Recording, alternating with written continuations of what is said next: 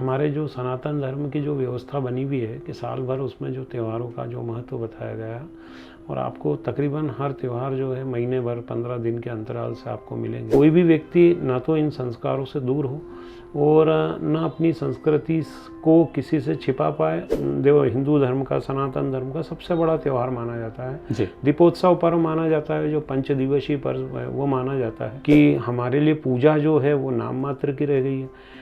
कोई भी अगर अपने बच्चों से पूछना चाहेगा कि इन त्योहारों का क्या महत्व है और क्या वास्तविकता में ये क्यों मनाया जाता है, तो शायद अपने यहाँ के बच्चे आज भौतिकवाद में इतना ज़्यादा डूब चुके हैं कि उनको इसका महत्व ही नहीं मालूम है।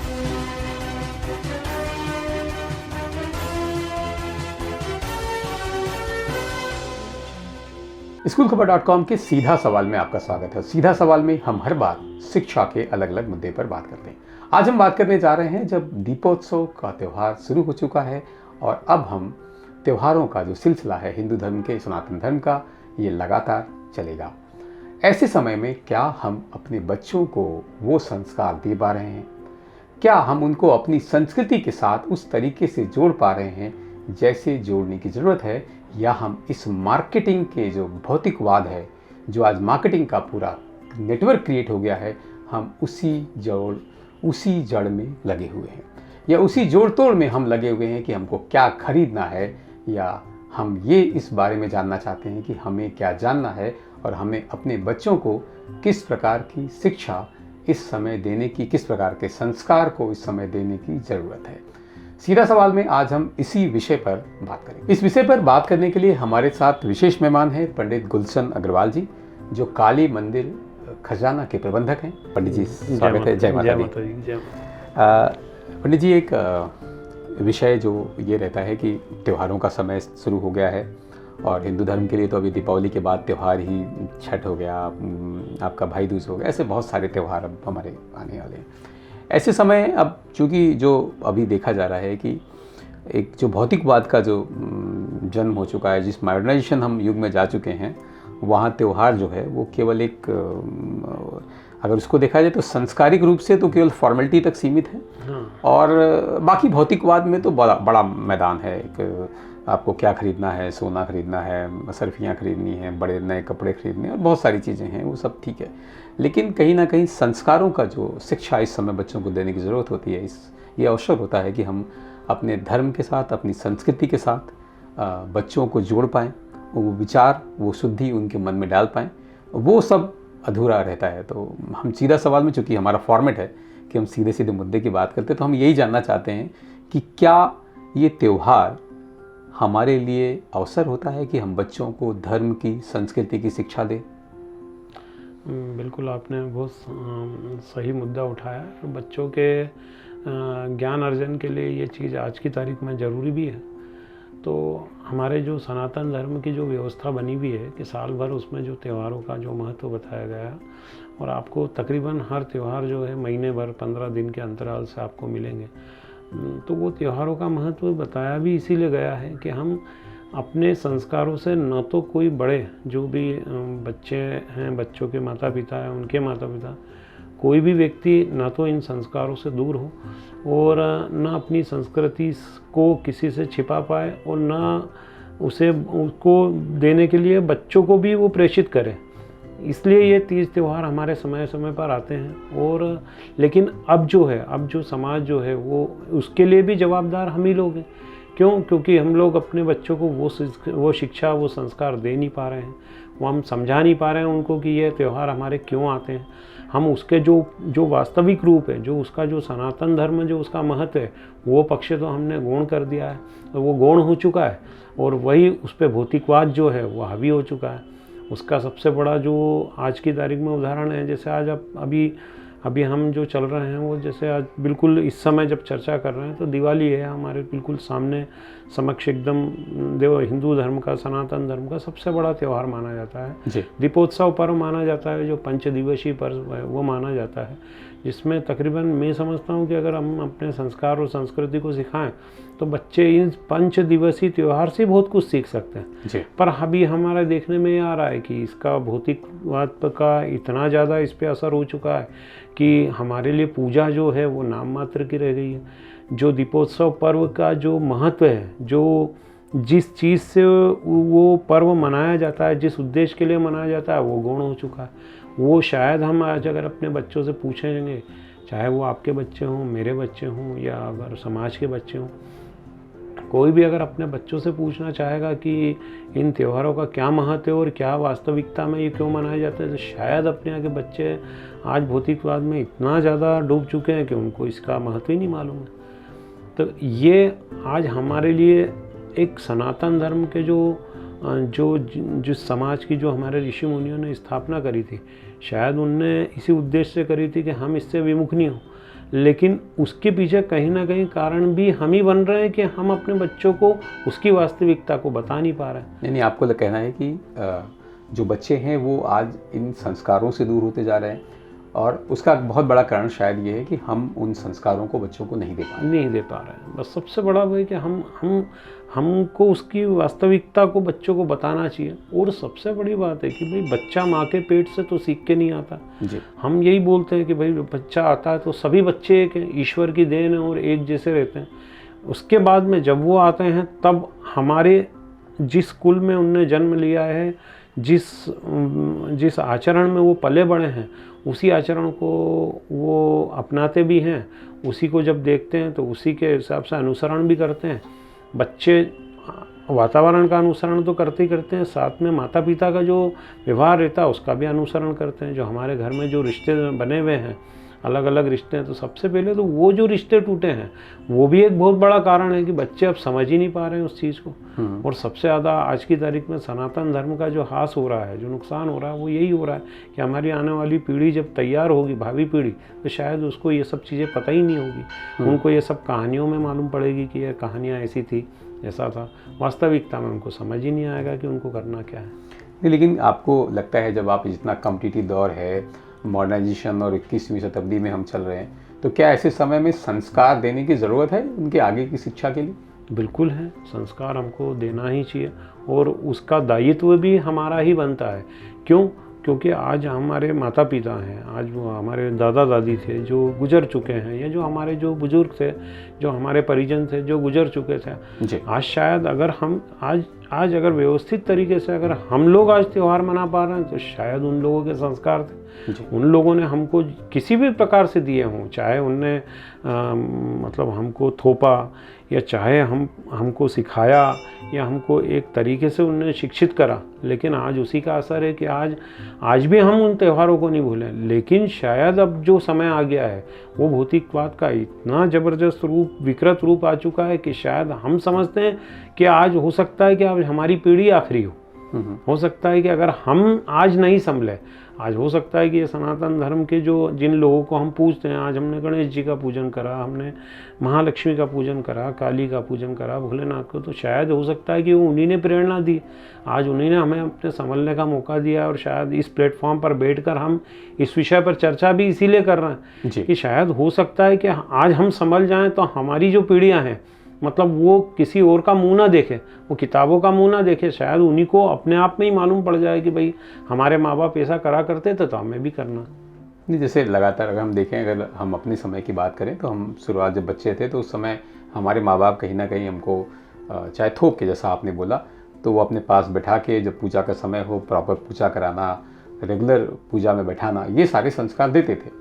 पर आज हमने देखा है कि माँ बाप एक पूजा 10 मिनट 15 मिनट की कर लेते हैं, लेकिन बच्चे जो है उनका एंगेजमेंट उस पूजा में नहीं रहता। वो भी आपका सही प्रश्न है, पर उसमें भी कहाँ, उसमें भी दोष अगर हम देखें तो सबसे बड़ा दोष तो हमारा ही है जी। भाई बच्चा अपनी प्रवृत्ति है, बच्चे की एक प्रवृत्ति होती है, बच्चे की प्रवृत्ति ये होती है कि उसको हर चीज़ को छू करके देखना है, उसको अपने चंचल मन को काबू में, जब हमारा चंचल मन इतने बड़े हो चुके हैं हम अपना मन काबू में नहीं रख सकते, तो अपन बच्चे से उम्मीद कैसे कर सकते हैं जी।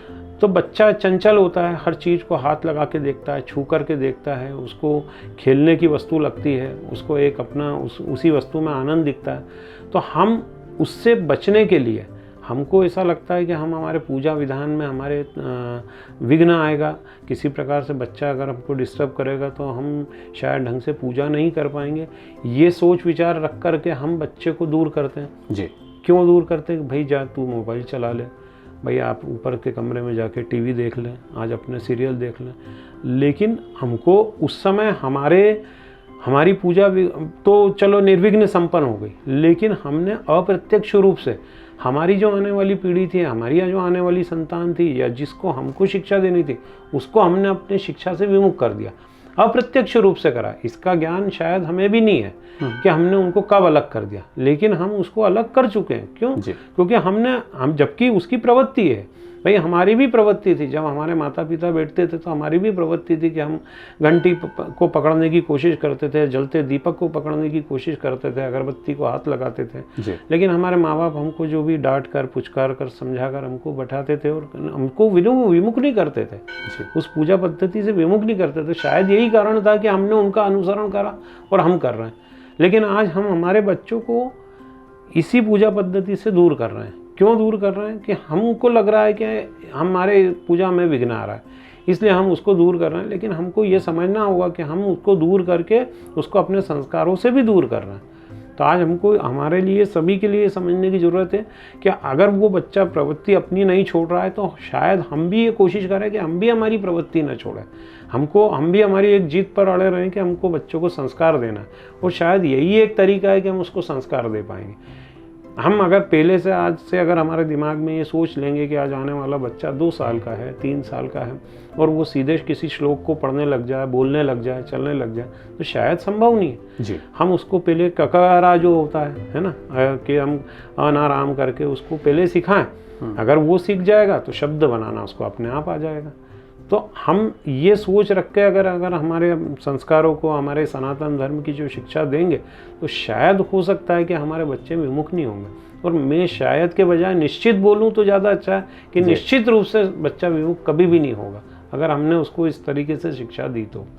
लेकिन अगर जैसे आपने बोला कि ऐसे शिक्षा देने से विमुख नहीं होगा, तो आपको क्या लगता है कि अगर हम, जैसे आप चूँकि पंडित हैं, बहुत सारे लोग आपसे राय लेते हैं अलग अलग विषयों पर,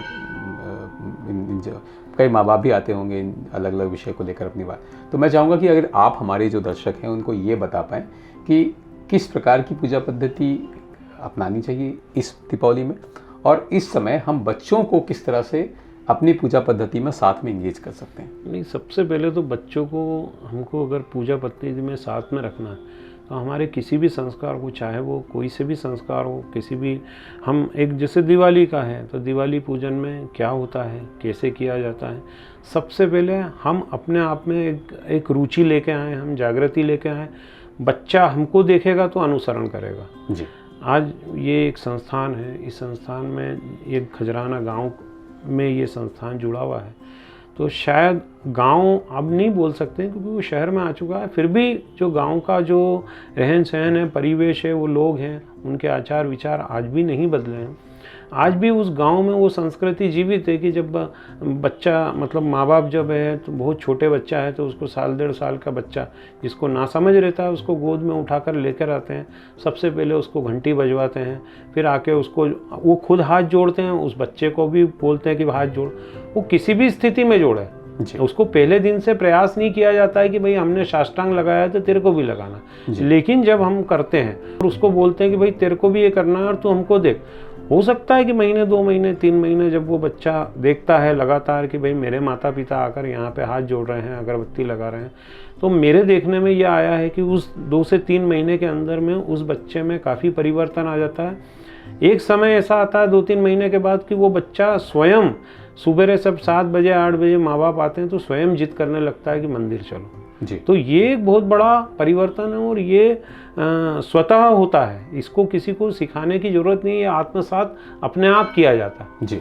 और शायद इसी समय, दिवाली के समय भी लोगों को यही करना चाहिए कि अपनी जितनी भी पद्धति है उसको प्रायोरिटी में, अपने को उसको सबसे ऊपर रखना चाहिए। अपनी जो आवश्यकता है उसमें सबसे ऊपर क्या रखना है कि भाई आज जैसे धन त्रयोदशी है तो हमको सबसे ऊपर रखना है कि भाई शाम को प्रदोष वेला में, प्रदोष वेला वो ना सीखे लेकिन वो ये समझे कि भाई शाम को हमको दीप दान करना है जी, उजियारा फैलाना है, क्योंकि आज से जो है कृष्ण पक्ष रहता है, उसकी चारों ओर जो है अंधियारा हो जाता है, तो हम कैसे उजियारा फैलाएं उसको, इसलिए ये मनाया जाता है। तो उसका सही रूप हम भले अनाड़ी शब्दों में समझाएं लेकिन उसको बच्चे को बताएं ताकि उसको क्या है आज के बच्चा क्या होता है कि उसको आप सीधे सीधे बोलने जाएंगे तो शायद हो सकता है कि उसमें जो इंटरेस्ट होता है उसका वो नहीं जगेगा। लेकिन अगर हम उसको किसी एक सरल पद्धति से, सरल तरीके से बताएंगे कि भाई तेरे को आज हमको एक दीपक लगाना है तो तेरे को भी एक दीपक लगाना है, उसके लिए आप अलग से एक दीपक बना के बताएंगे। आप अपना दीपक अपना तैयार करो, उसके लिए एक छोटा सा दीपक कि भाई तेरे को भी लगाना। तो हो सकता है कि शायद उस बच्चे में जो है अपनी जवाबदारी का एहसास उसको आज इस समय से होने लग जाए, और 10-20 साल बाद जब वो इसका ककारा सीख लेगा तो शब्द बनाना अपने आप आ जाएंगे, संस्कार अपने आप उसमें डेवलप होंगे। यानी कि आप दीपदान का अवसर है तो आप भी दीपदान के लिए उसको प्रेरित करें, हमारे साथ करें। आप जो है लक्ष्मी पूजन में जो है आप उसको बिठाएं कि भाई इस तरीके से लक्ष्मी पूजन होता है, हम ऐसे हाथ जोड़ते हैं, ऐसे हम इस झाड़ू की पूजा, उसको ये बताएं कि हम झाड़ू की पूजा क्यों करते थे। हम गादी आज बिछाते थे तो वैश्य समाज जो है इसका हमारे धर्म में सबसे बड़ा जो लक्ष्मी पूजन का माना गया है वो वैश्य समाज के लिए माना गया है, जो कि व्यापारी वर्ग है, जो भरण पोषण करता है। एक वर्ण व्यवस्था में जो वैश्य समाज है उसको भरण पोषण का अधिकार दिया गया है, तो उसी के लिए सबसे महत्वपूर्ण जो है दिवाली पूजन और लक्ष्मी पूजन बताया गया है। तो उसे भी हम ये चीज़ बताएं कि भाई हमारे इसमें हम गादी बिछाते हैं तो इसमें ऐसा किया, मतलब हम कुल मिला के अपनी सब चीज़ें उसके सामने डिस्कस करें, उसी के सामने करने की कोशिश करें। और स्वयं भी आज अगर हमने टीवी देखने का, मोबाइल देखने का त्याग करा है, हम बच्चे से उम्मीद कर रहे हैं कि वो त्याग करें, तो सबसे पहले हम त्याग करें उसका। हम त्याग करेंगे तब हम अपने बच्चों को बोल पाएंगे कि भाई हमने भी करा है, हम भी 3 दिन से नहीं देख रहे हैं तो आपको भी नहीं देखना।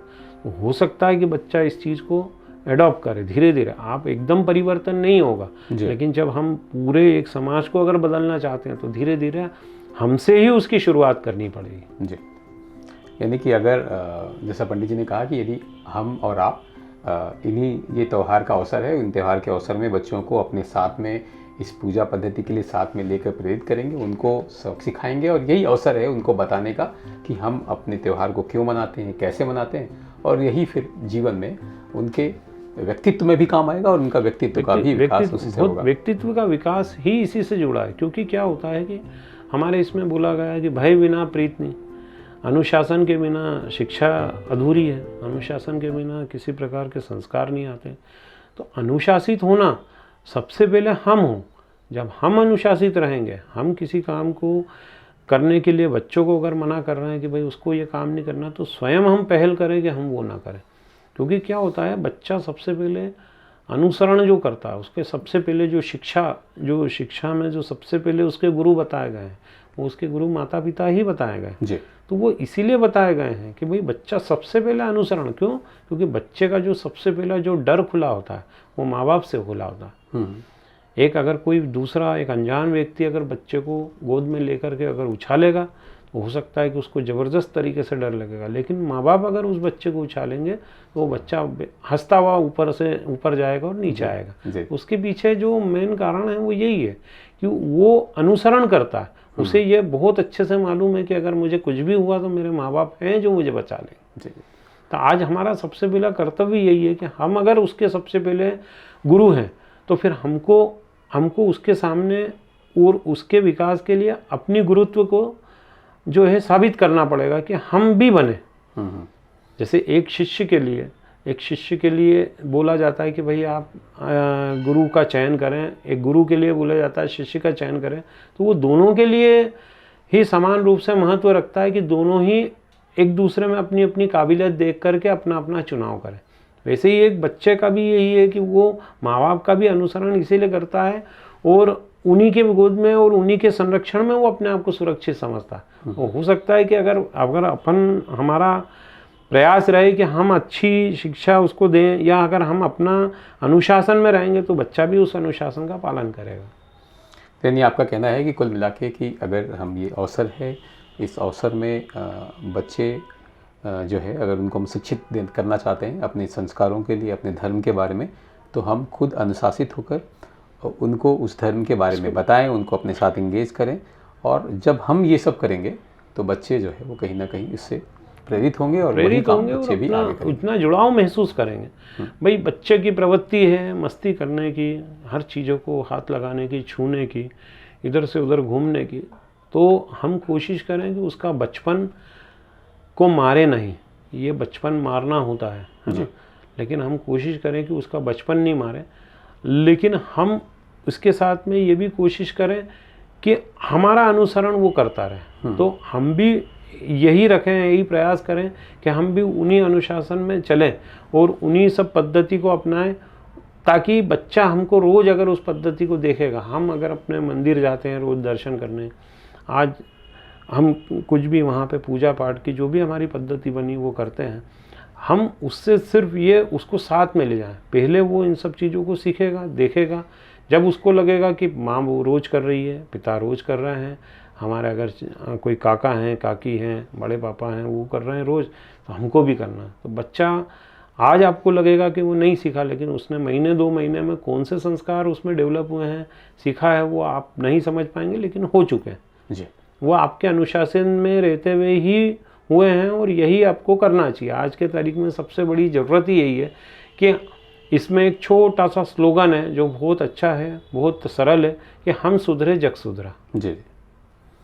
तो यानी सर पंडित जी आपने जो मुझे लगता है कि एक साधारण भाषा में जो एक बहुत छोटा सा मैसेज आपने दिया है कि अगर हम ये संस्कार आगे लेके जाना चाहते हैं, ये जो पद्धति दीपावली और त्यौहार जो आए हैं, ये अवसर है, इस अवसर को का लाभ भी माँ बाप को उठाना चाहिए ताकि हम अपने बच्चों को सही शिक्षा, सही संस्कार दे पाएँ। धन्यवाद पंडित जी, आपने समय दिया और इस पूरे विचार को इस मंच पर रखा, उसके लिए आपका बहुत बहुत धन्यवाद। जय माता दी। सीधा सवाल में आज हमने बात किया कि किस प्रकार से हम दीपावली या इस प्रकार के जो त्यौहार हैं, ये अवसर हैं, और इन अवसर में हम किस प्रकार से अपने बच्चों को धर्म और संस्कारों की शिक्षा दे सकते हैं। जैसा कि पंडित जी ने बताया कि हमको इस अवसर में बच्चों को अपने साथ इस पूजा पद्धति में अपने साथ बैठाना चाहिए और उनको कौन सी पूजा हम कर रहे हैं, कैसे कर रहे हैं, उनकी क्या उपयोगिता है, इन सब चीज़ों को जब हम बच्चों को धीमे धीमे देंगे तो यही बच्चे फिर आगे जाकर इस धर्म और संस्कृति से जुड़ेंगे, और संस्कृति से जुड़ेंगे तभी उनमें अच्छे संस्कार आएंगे, और अच्छे संस्कार आएंगे तभी वो बच्चे सही समाज का निर्माण करेंगे। सीधा सवाल में हमने कोशिश किया कि इन सवालों के जवाब ढूंढें, और पर फिर भी आपको लगता है कि वो ऐसे सवाल हैं जो हमसे छूट गए हैं, तो आप इस दिए हुए नंबर पर और इस दिए हुए ईमेल आईडी पर अपने सवाल पूछ सकते हैं। और सीधा सवाल को जो आप प्यार दे रहे हैं उसके लिए आपका बहुत बहुत धन्यवाद। Thank you so much. और यदि आपको लगता है कि हमारा जो प्रयास है शिक्षा को लेकर वो सही है और हम सही दिशा में काम कर रहे हैं, तो हमारे इस चैनल को लाइक, सब्सक्राइब और शेयर जरूर करें। धन्यवाद।